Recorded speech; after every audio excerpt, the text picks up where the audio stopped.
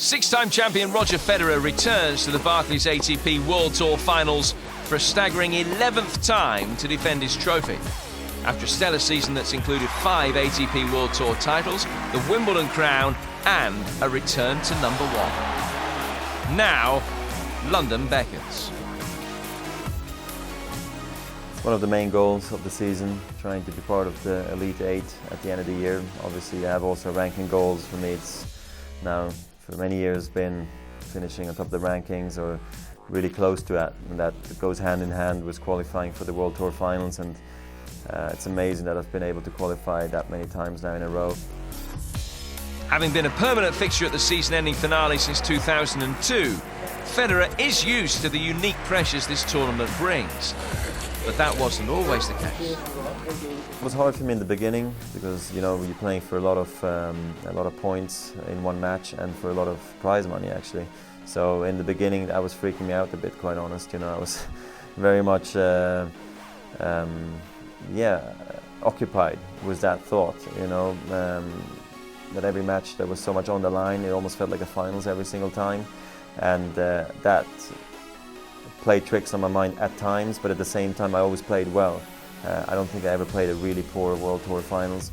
I've been very successful at the event, and for me it's been something I had to get used to in the beginning, but now it's almost like any other tournament. I'm at peace, I know what to expect, and I guess also that's one of the reasons I do play so well over there now. The atmosphere is different, the focus is much more just on those players, and everybody's very excited. Everybody knows when the players are playing beforehand. It's not a regular draw, it's a round-robin situation, which is not something we have during the year.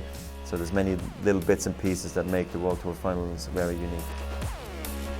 To win in those unique surroundings 6 times explains why the Barclays ATP World Tour Finals hold such a special place in Roger's affections. I remember going to Houston. I was in the group with Agassi, Albanian and Ferrero, I do believe, and I thought that was the worst possible group for me. And I remember playing Agassi in the first match, and I think I saved match point and won 7-6 in the third, and then 1 week later I beat him in the finals in straight sets in a best of 5 set match. So for me that one was definitely a key to becoming the player I am today, because I wasn't world number 1 back then yet, but it put me into that direction. Federer came to the tournament last year with a shot at further writing himself into the history books. This was Roger's 100th ATP World Tour final, and there were records to be broken and tennis folklore to be made. The pressure was on. It was big. It was very, very big. There's a lot on the line.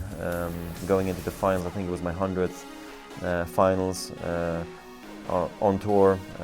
If I won, it would be my 70th win, my 6th win at the World Tour Finals would have been a record. So there was a lot of things, you know, riding on it, and created a lot of pressure for me. But thankfully, I've been in a situation like this before. I think back at maybe, let's say, Wimbledon, where I was trying to equal Bjorn Borg's record of 5 straight Wimbledon victories, and you know that if you miss it, then it'll never come back. So this was a bit different. I knew I still had obviously a chance maybe the following year, but at the same time, you don't want to miss your 100th final on tour, and I was able to come through and have great memories from a great tournament last year. Have no doubt that this November, Federer will have his sights set on a 7th Barclays ATP World Tour Finals crown.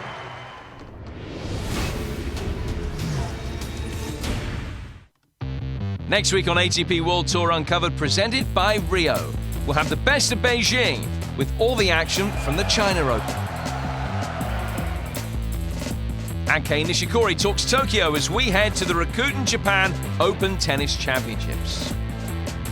Don't forget to log on to atpworldtour.com for your 24/7 breaking news, and talk with us on Facebook and Twitter.